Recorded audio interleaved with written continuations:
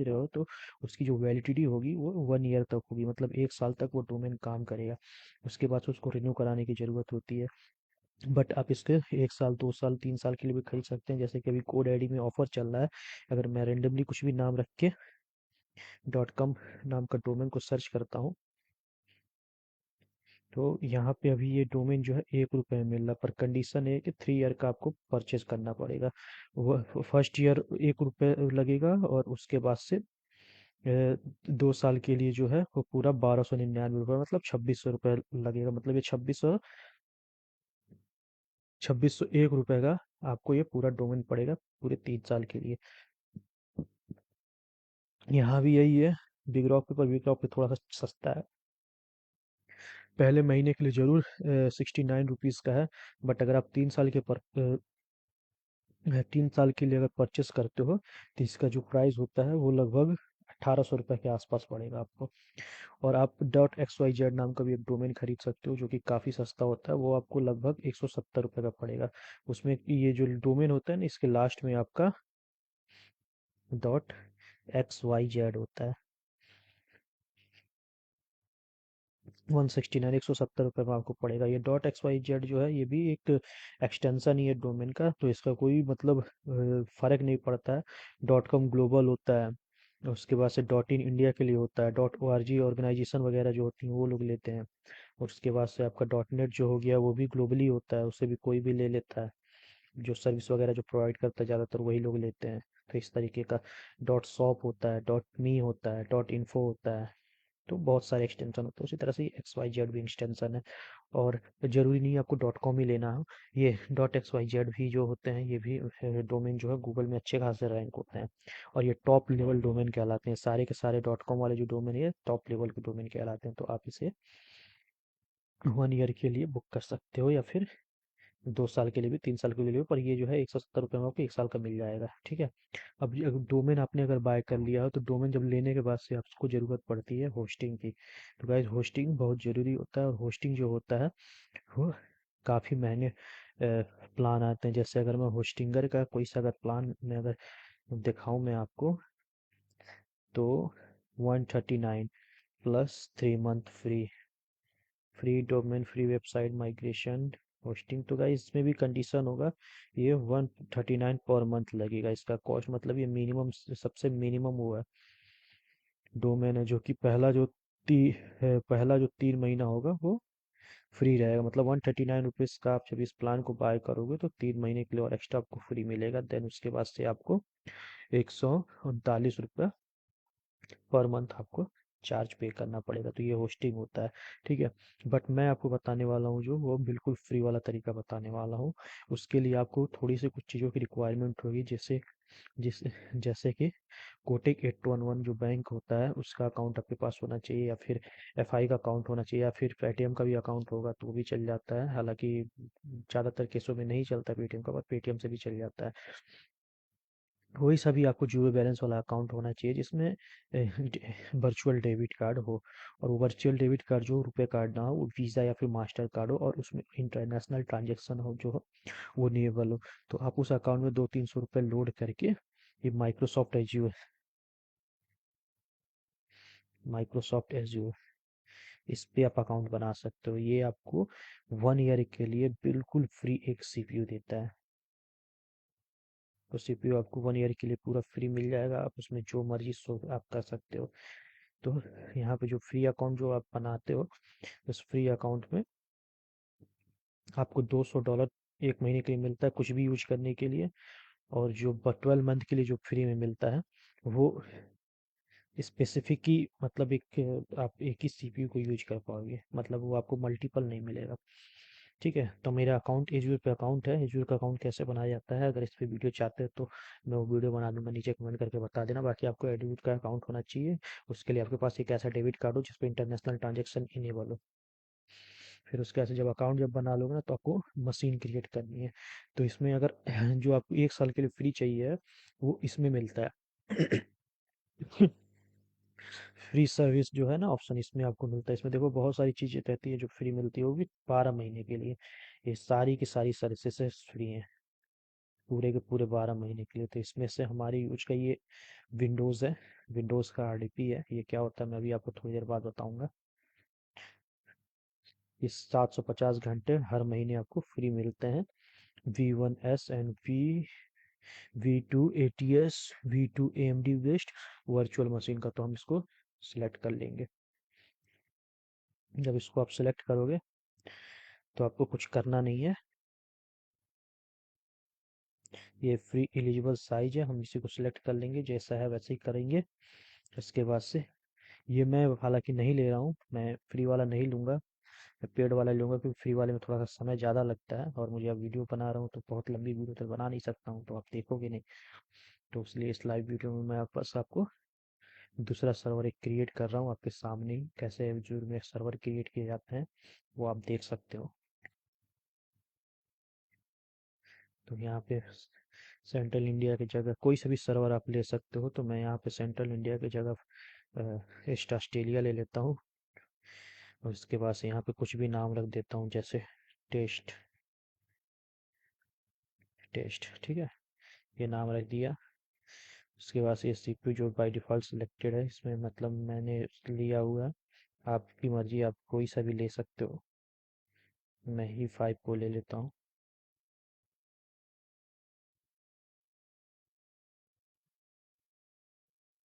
यहाँ पे आपको इस SSH की जो है वो लगानी पड़ेगी। तो मेरे पास ये एक SSH की है ऑलरेडी, मैं इसको लगा देता हूँ। और यहाँ पे इसका मेरे यूजर का नाम, मेरा नाम शिवम है गाइस, तो मैं अपना नाम रख देता हूँ। फिर इसके बाद से ये पे टिक लगाना ज़रूरी है, HTTP और HTTPS पे। इसके बाद से आपको क्रिएट पे क्लिक कर देना है। क्रिएट पे जब क्लिक करोगे तो ये दिखा देगा ये 1 घंटे का 63 रुपीज़ ले रहा है ये सर्वर। और वो आपका जो था उसमें 600 कुछ रुपए जो दिखा रहा था ना एस्टिमेटेड, वो लगता नहीं है, वो उससे ऊपर जब आप यूज करोगे ना, उस पर भी लिमिट है, 30 GB डेटा का लिमिट है। अगर 30 GB डेटा से ज़्यादा यूज हो जाती है आपकी वेबसाइट पे, बैंडविड्थ हो जाती है, तो उसके बाद से उसके पैसे लगते हैं, वो भी बहुत कम, 0.002 पैसा पर GB, काफ़ी चीप रेट होता है। तो आप वहाँ से ऐसा कर सकते हो, इससे ले सकते हो। अब मैं इसका मंथली कॉस्ट, अगर इस सर्वर की मंथली कॉस्ट देखूं तो मैं कैलकुलेटर में आपको कैलकुलेट करके दिखा देता हूँ। यार आप इस सर्वर को अगर आप लेते हो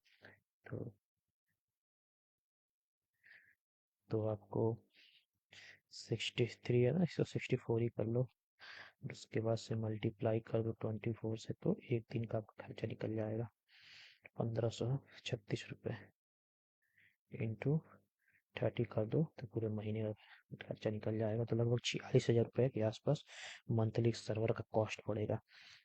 तो आप समझ सकते हो कितना पावरफुल हो, कहाँ वो 600 रुपये 700 रुपये के आसपास था इसका मंथली कॉस्ट, जो कि 1 साल के लिए फ्री होता है, सम लिमिटेशन। और गाइस मैं आपको बता दूं, जो अगर आप अपना कस्टमर खुद का वेबसाइट बनाते हो ना, तो 30 GB जो डेटा वो देता है फ्री, वो काफ़ी ज़्यादा होता है, वो उसी लिए सोच समझ के ही देते हैं ये लोग भी, वो कम नहीं पड़ता है। आपका मुश्किल से मुश्किल 15 से 20 GB डेटा यूज हो जाएगा, लगभग हर महीने आपका 10 GB डेटा जो है नहीं यूज होगा। ये डेटा क्या होता है, ये अपलोडिंग और डाउनलोडिंग होती है, मतलब आपकी साइट, आप अपनी अगर साइट पे कुछ डाल रहे हो तो ये अपलोडिंग हो, जैसे पोस्ट वगैरह डाल रहे हो तो ये अपलोडिंग हो गया। और जब कोई यूजर आके उस वेबसाइट पे विजिट कर रहा है, उस वेबसाइट पे उसके इंटरफेस से इंटरेक्ट कर रहा है और वो आपके पेजेस को विजिट कर रहा है, तो ये हो जाता है डाउनलोडिंग। तो क्योंकि उसके पेज, उसके मोबाइल में ये पेजेस डाउनलोड हो रहे हैं, तो यहाँ पे आपका बैंडविड्थ जाता है। तो मतलब अगर डाटा अपलोड करोगे जितना, उतना बैंडविड्थ आपका खर्चा होगा, जितना लोग अब विजिटर आपकी वेबसाइट पे आएंगे उनके फ़ोन में डेटा लोड होगा, तो उतना MB खर्चा होगा। तो ये कुछ इस तरीके से होता है। और ये ट्रांसफ़र, इसी को गाइस ट्रांसफ़र कहते हैं, डेटा ट्रांसफ़र कहते हैं, इसी तरह से वेबसाइट वर्क करती है।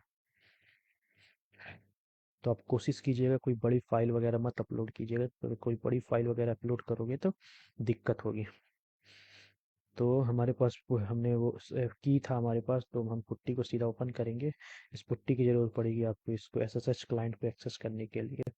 ऐसे पुट्टी डाउनलोड पे करके गूगल पे सर्च करोगे ना, ये जो दूसरी वेबसाइट आ रही है, इस वेबसाइट में आप ये वाला डाउनलोड कर लेना 64 बिट सिस्टम के लिए।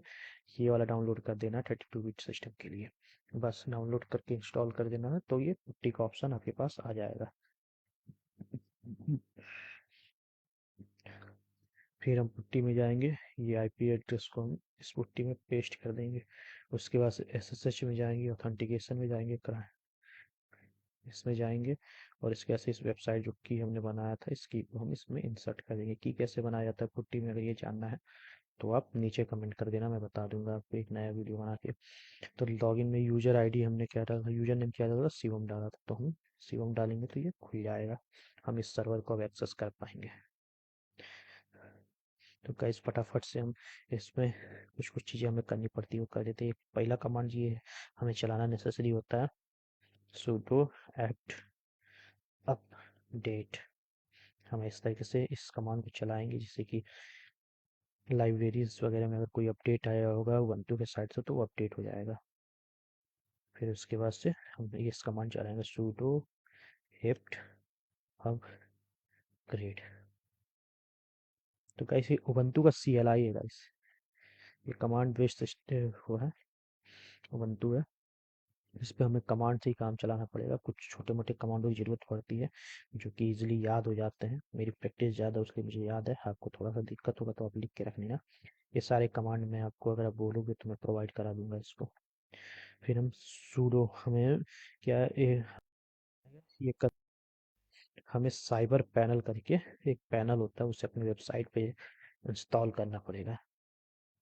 तो उसके लिए हम ये पहली वेबसाइट खोलेंगे और यहाँ पे थोड़ा सा नीचे जाएंगे, थोड़ा सा और नीचे जाएंगे तो ये हमें कमांड मिल जाएगा। बट इस कमांड की खासियत ये है कि ये रूट फोल्डर में ही इंस्टॉल होता है, तो हमें रूट में लॉगिन करना पड़ेगा अपनी वेबसाइट में, रूट में लॉगिन करना पड़ेगा। तो रूट में लॉगिन करने के लिए हम sudo su और माइनस ये दबाते हैं, तो ये देखो यहाँ हैज़ आ गया ना, अभी हम लॉगिन हो गए रूट में। अब हम इसको क्लियर करेंगे और क्लियर करके यहाँ पर उस कमांड को पेस्ट कर देंगे। राइट,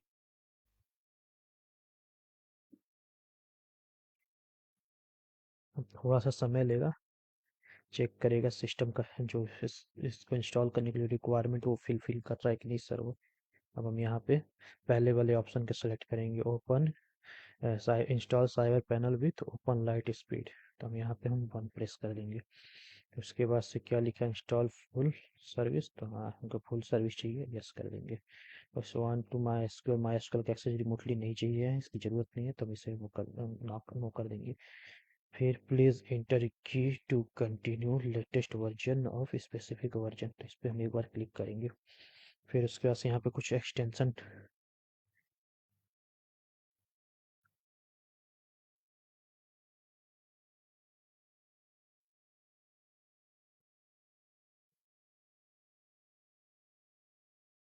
पासवर्ड सेट करने का ऑप्शन क्यों नहीं आया यार।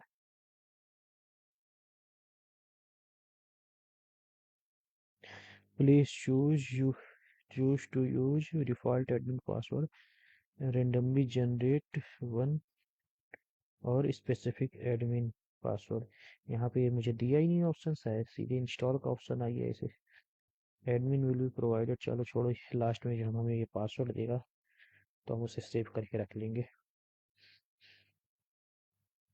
इसके बाद से हमें सब यस यस करते जाना है। बस गाइस अब ये इंस्टॉलेशन प्रोसेस चालू हो गया, अब ये कुछ ही देर में इंस्टॉल हो जाएगा।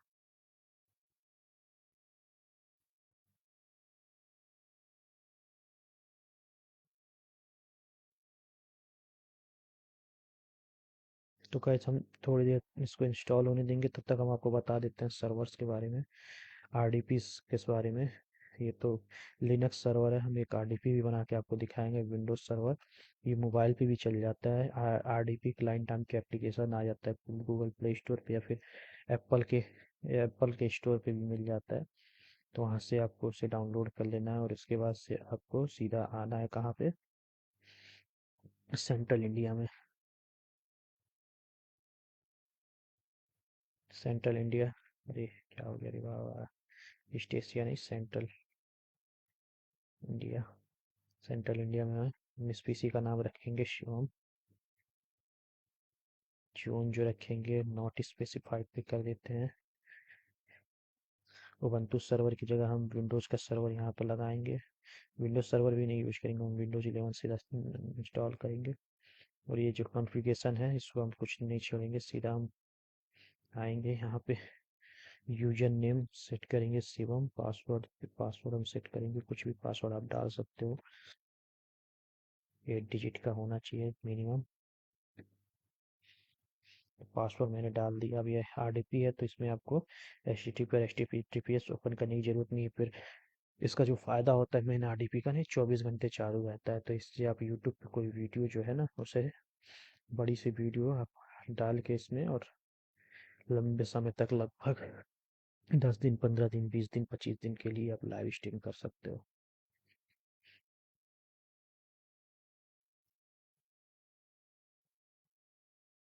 अभी ये मशीन जो है वर्चुअल मशीन जो अब क्रिएट हो रहा है धीरे धीरे, हम देखते हैं कितना टाइम लेता है, तब तक इसे भी एक बार चेक कर लेते हैं ये इसका इंस्टॉलेशन प्रोसेस कहाँ तक पहुँचा है।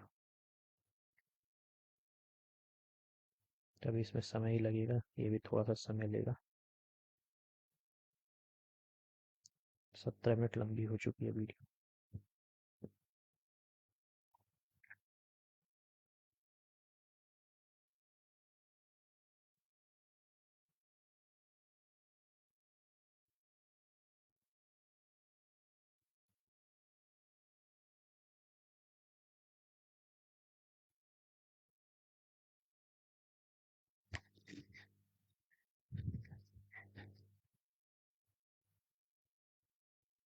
हो रहा है इंस्टॉल गाइस, थोड़ा सा समय लगता है, डिपेंड ऑन कॉन्फ़िगरेशन। कॉन्फ़िगरेशन ये सिस्टम का हाई है, फिर भी इसमें समय लगेगा, 15 मिनट तो लग ही जाएगा। और वो जो सिस्टम तो था जो मैं आपको बता रहा था 12 महीनों के लिए जो फ्री मिलता है, वो काफ़ी समय के लिए, मतलब वो काफ़ी स्लो रहता है, उसमें मतलब 20 से 25 मिनट लग जाते हैं इसे इंस्टॉल होने में।